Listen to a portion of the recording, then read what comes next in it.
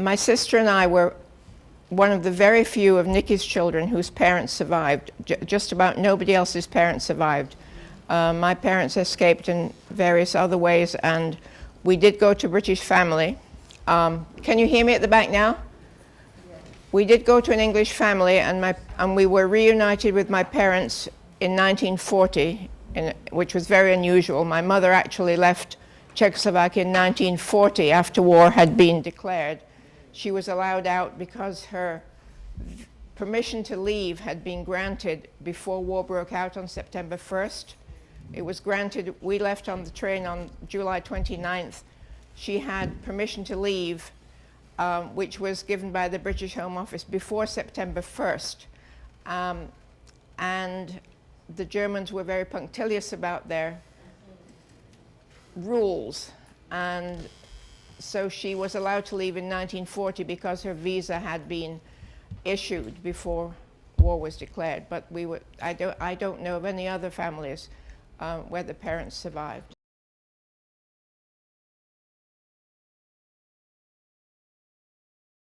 I think it's a very important film. I was in Prague for the premiere of this film. I don't know if other people have seen other films about Nicholas Winton. There are a couple that Maciek Minacz made. I think that it's a very interesting and valuable film.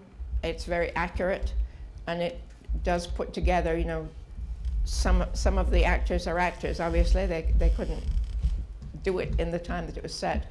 But I think it's a very important addition to the information on the Holocaust and on this particular part of what happened in 1939.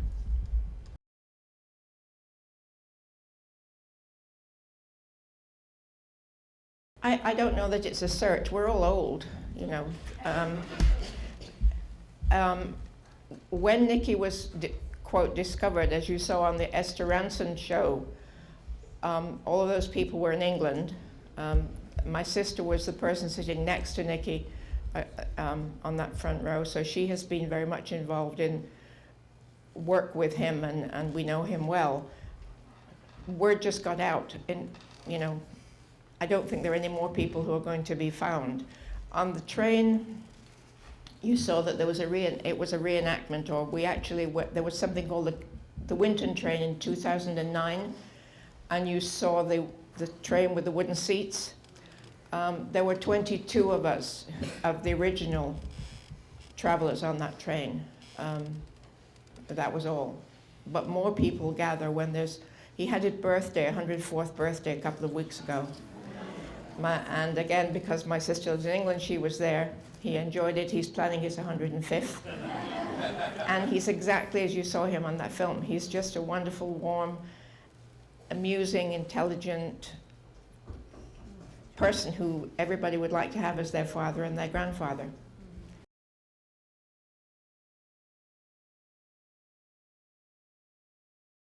Oh no, nobody knew about any of the people. I mean, Nicky Winton has been sort of dubbed the British Schindler, but nobody knew about Nicholas. I mean, the film is totally accurate. We did not know who he was or anything about him, and he didn't know about any of us until the journals were found by his wife.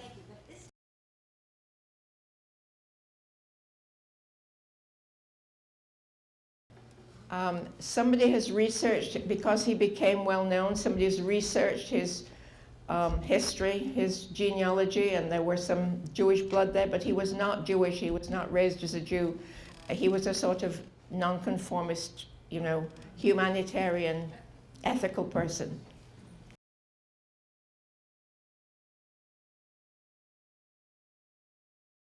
They were mostly from Prague, but you saw that Joe Schlesinger actually was from Bratislava, was further out from Prague. And I've since met somebody who was brought to Prague from Berlin, because who knows how people got to know about it, but mostly they were Czech children. Yeah.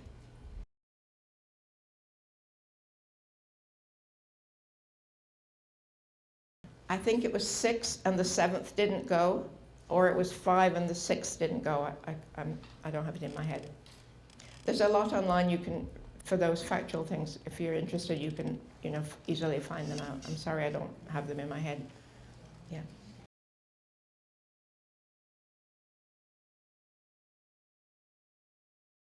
Well, they of course have died now, but when my parents got together with us, it was through that family. We lived in the same town that they lived in. They looked after us. They were the sort of poor people who were the most kind that the gentleman on the tape, on the video, on the film showed you. They were a working class family in the north of England, in Lancashire. They found our picture through, I think, a church organization. The photos had gone out, will you take a child? They saw a picture of they wanted one child. They had one child in 2 bedrooms, so it would have worked. They had a 16-year-old daughter. Then they saw the picture of the 2 of us, and I was very cute in those days, and I was holding my sister around the photograph that was taken. This was very accurate. The studio photograph that my mother had taken showed the 2 of us, and they decided that they told us they couldn't separate us. So they took us both. It was what's known in England as a 2 up, 2 down. Some people here may be old enough to know what that was. It's a terrace house. You walk in, there's one room. There's a room behind, that's the kitchen and the living room and the bathroom. The toilet's outside in the yard, and 2 bedrooms upstairs. So their daughter, who was 16 and was already working in the mill, that was what you did then, moved down the street to live with her grandmother so that they could take both of us. And we grew up knowing them for the rest of our lives as Mummy and Daddy Ratcliffe. And yes, we kept in close touch. They came to our wedding and saw my children and stuff.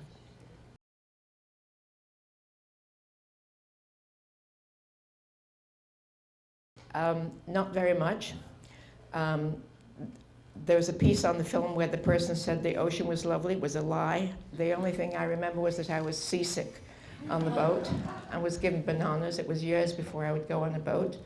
But the interesting thing for me was that when we went on that 2009 trip, and it's a long way, it really was a very memorable event for me because it demonstrated how difficult that must have been for little children. It's a 48-hour train trip, basically. You didn't get off. When we did this trip, we got off, we were fated, we had nice hotel rooms. But on that train, my sister went to that Czech school, and a friend of hers was one of the 22 children on the train, and she remembered me being on the train. So it was a very special event for me to have someone talk to me about me as I was then. And apparently I did not cry like all the other children, refused to sit on anybody's lap, and sat there stone-faced, apparently, the whole time. But it was interesting to be in touch with someone who knew me at that time.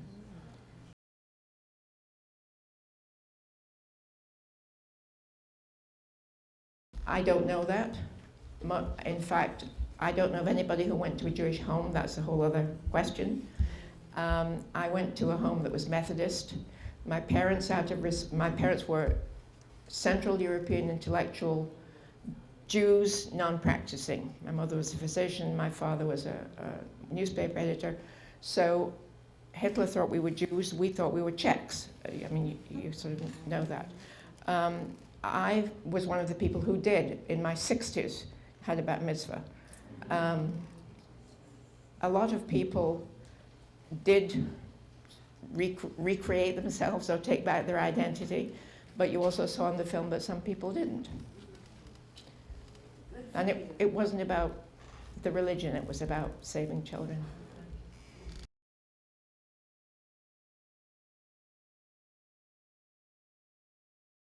They stayed with the families. The families that took us had no idea whether we would be there for 6 months, 10 years, or whatever. The £50 that you heard each child had to have a guarantor, I don't know what the translation is, there must be a mathematician here, but £50 must have been many thousands of dollars in 1939. And what Nicky did, because families like the ones who took us didn't have that money, he fundraised separately from wealthy philanthropists, like the one who gave his charger Great Dane. So he raised the money separately, and people like the Ratcliffes did not actually have to pay.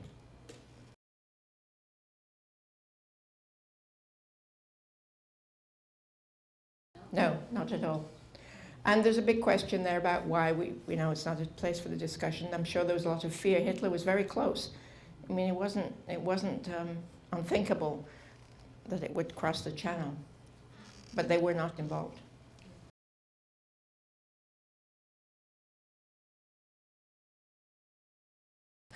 We talked to him about that. He's, as he said in the film, it was over and done with. Oh, was it true, or why did he never talk about it? He was a young man. It was a project. He did it. As he said, war came. There was no going back. It was the end of the story. He got married. He had children. It wasn't anything that he thought of carrying forward in his life. It was over. He started his life as a young adult.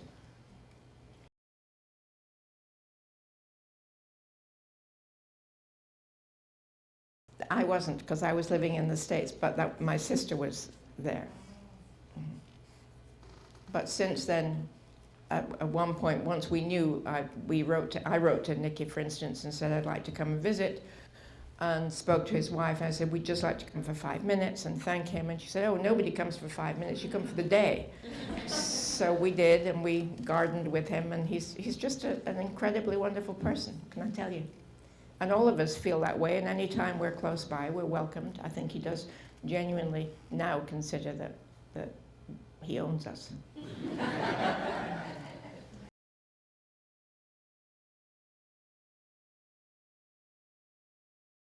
No, he was doing those things independently. He was working on the Alzheimer's Foundation. That was who he was. Now, by the time he got to meet us, or we got to meet him, you do the math. It was 1988. He was not a young man.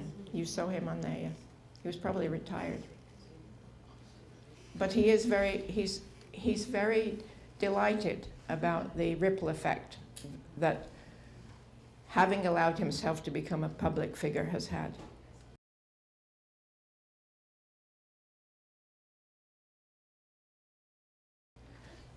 For the Kindertransport.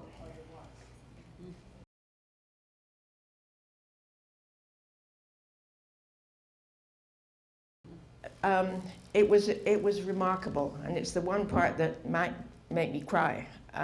Not used to talking about that very much. There were people, this event was orchestrated by somebody who was one of the heads of the Czech Railroad.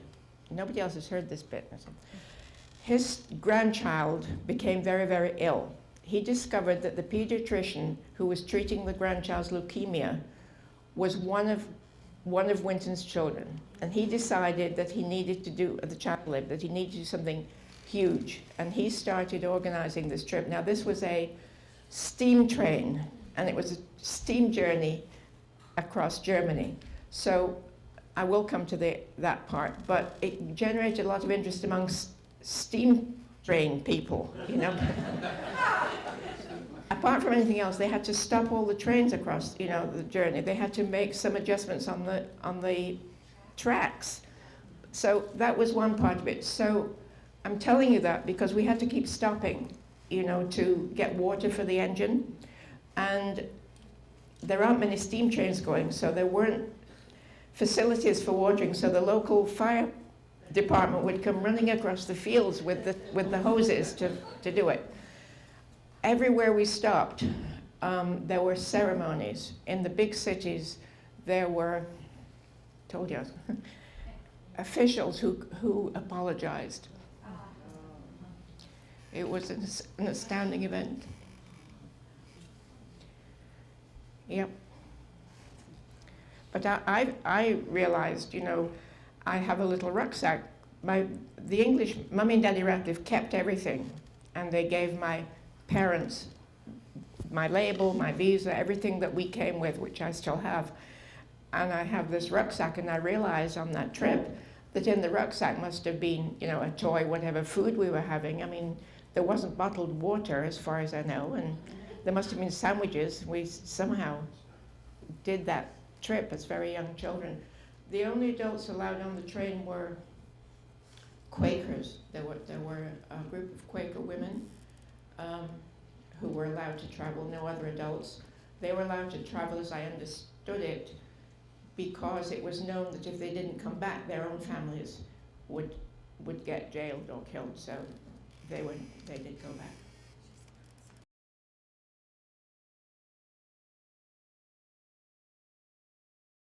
Cambridge. And I'm here because I did what was once the traditional thing, followed my husband's career. And we stayed.